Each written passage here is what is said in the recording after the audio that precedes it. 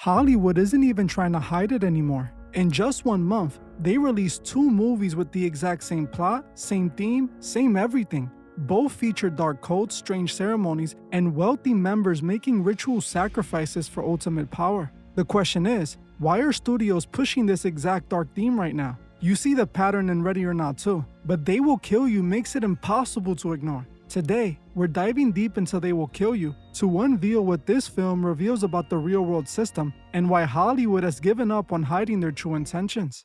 In They Will Kill You, a woman named Asia shows up at a luxury New York City high-rise looking for her sister. She is told that wealthy elites live in that building and many girls who work there have gone missing over the years. What she doesn't know is that the residents belong to a secret cult that serves a dark lord. The building is actually an evil temple. Those who live there pledge their souls to the entity, and in return, he grants them ultimate wealth and immortality.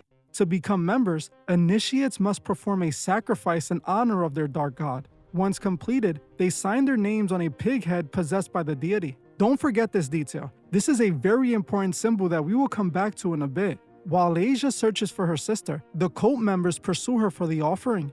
The majority of the runtime is taken up by this constant cat and mouse game. The cult members chase Asia while she repeatedly takes them out, but since they cannot die, they just keep coming back to life. It goes on like this until the very end, when she is finally captured and taken to the temple room for the sacrifice. Now compare this to Ready or Not 2, which came out in the same month, just 1 week apart, and the similarities are undeniable.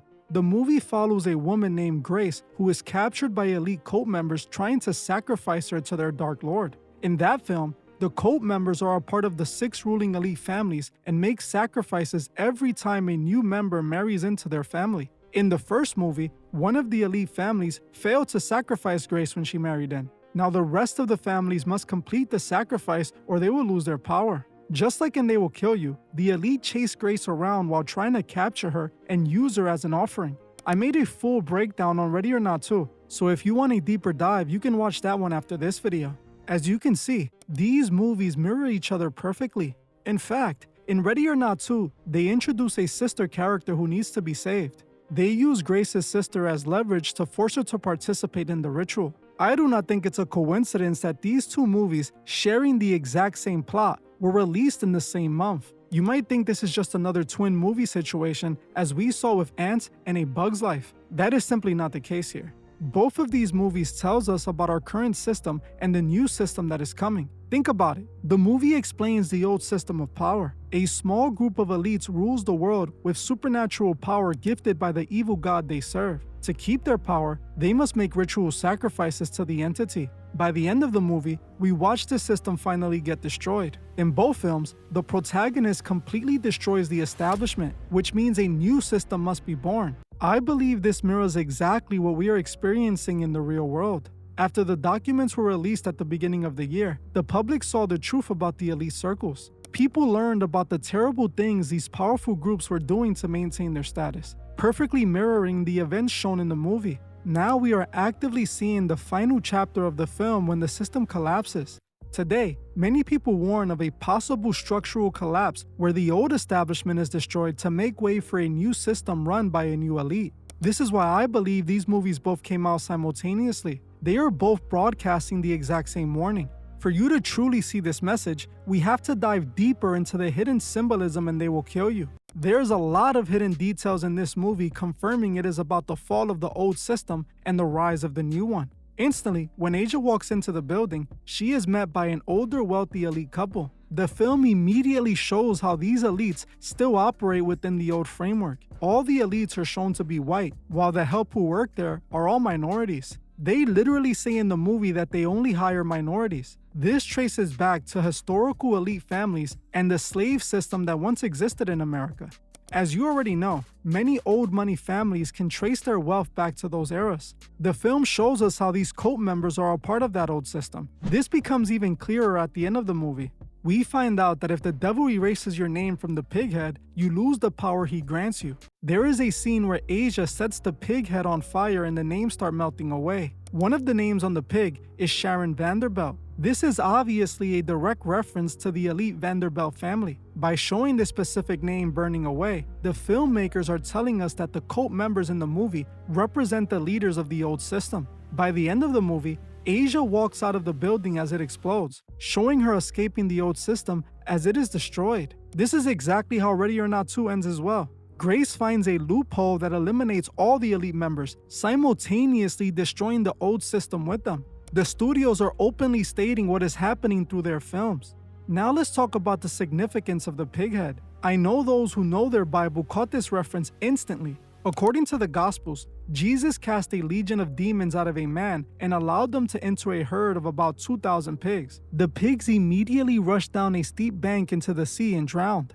This is a double reference in the movie. First, the demonic forces the cult worships is one of the entities cast into the pigs. Second, the cult members themselves are the legion. They themselves have become demons. This is why, out of all the things to represent the deity, they chose a pig. Another detail that instantly caught my attention was the system of sacrifice they operated on. In the film, the cult members invite minorities who are down on their luck and have no families or places to live. They offer them a job only to use them as a sacrifice. They are used for dark rituals and are never seen again. While this is framed as a horror movie, it instantly reminded me of the massive number of people who go missing every year. Is this movie trying to offer us a possible explanation as to why this is happening? Are they facing the same fate as those in these films? Because of all the information that became known to us earlier this year, we know for a fact that powerful people were using job opportunities as bait. Once these young people accepted their job offers, they were thrust into a dark system they could not even imagine. No other scene shows this better than the moment Asia's sister reveals the truth about her job. At one point, we find out Asia's sister was chosen to be sacrificed. At the last minute, they spared her and offered her a position in the cult instead. All she had to do was make a sacrifice of her own. Think about how this mirrors the real-life network that was exposed recently. We found out that the disgraced financier offered those he lured in a position within his operation. In return, they had to bring in new people he could use for his dark system. They Will Kill You shows us how the establishment sustains itself. It is built on those willing to sell out the next person to save themselves. In the movie, Asia's sister needed to give a life for a life. In the real world, it's quite literally the same structure. They Will Kill You also shows us the true cost of joining the elite.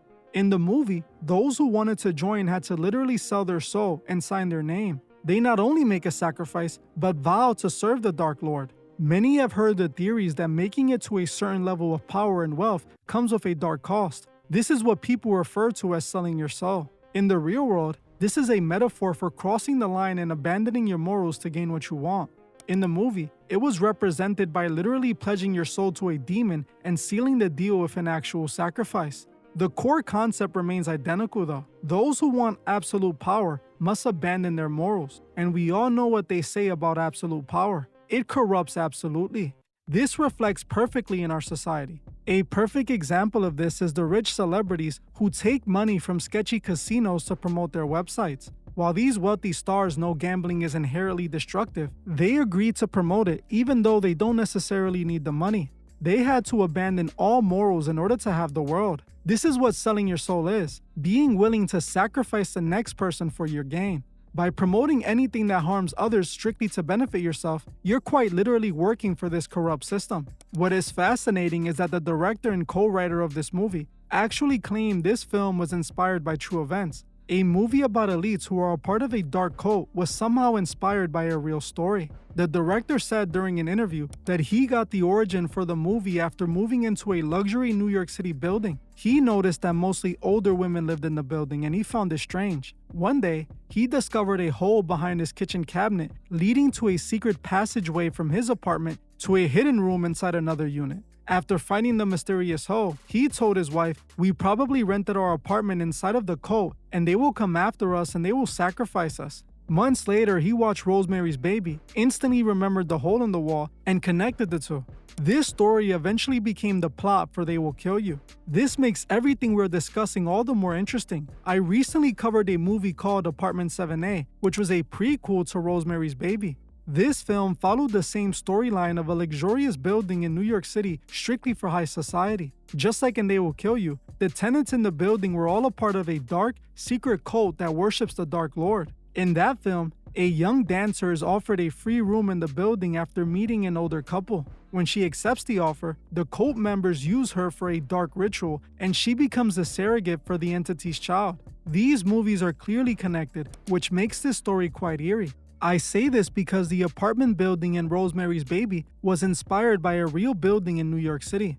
Clearly, these movies are trying to tell us something about what is happening in some of these exclusive elite buildings. As far-fetched as it sounds, remember, the disgraced financier also had an exclusive building in New York City where we know all types of evil took place. The pattern is undeniably clear. The entertainment industry is showing us a blueprint of these power structures right as they shift in the real world. From the ritualistic sacrifices and they will kill you, to the wealthy families in Ready or Not 2, and the exclusive New York City building in Apartment 7A, the underlining message remains identical. The studios are showing us the true cost of absolute power and how the establishment sustains itself by feeding on the vulnerable. We are actively watching the final chapter of this old system play out. As more of this reality comes to light, these films serve as a mirror to society, confirming what many of us have suspected all along. The question you have to ask yourself now is what this new system will look like. Ready or Not 2 reinforces these same themes, but takes a closer look at the elite families. That movie reveals how the entire system truly works from the inside. If you want to know what Ready or Not 2 revealed about the ruling families, watch this video right now. And if you like unfiltered content, make sure to like this video and subscribe to join the movement. I want to thank you all for watching, and I'll see you guys in the next one.